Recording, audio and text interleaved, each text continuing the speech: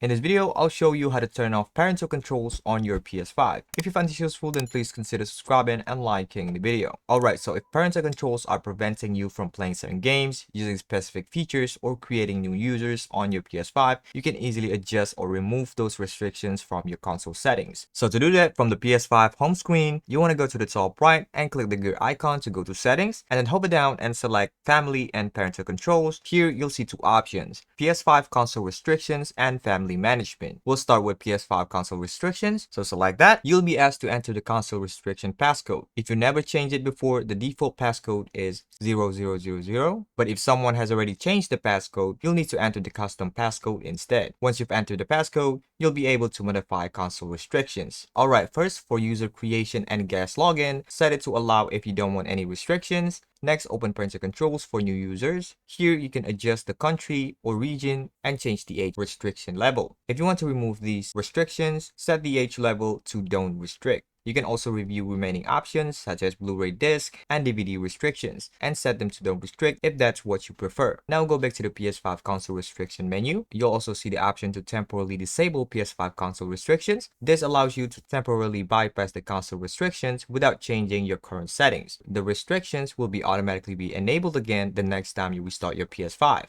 Finally, if you'd like to use a different restriction passcode, select change your console restriction passcode and follow the on-screen instruction to create a new one. After you're finished making your changes, let's go back to the main family and parental control settings. This time, you want to select family management. If prompted, you can sign into your PlayStation Network account. You'll now see a list of any child's account linked to your PlayStation Network account. Select the child account you want to manage. Next, hover down and select parental controls. Here you can change the restriction level to no restrictions and then make sure everything else is set to don't restrict. After that, hit confirm and you're good to go. And that'd be it. If you find this useful, then please consider subscribing and liking the video.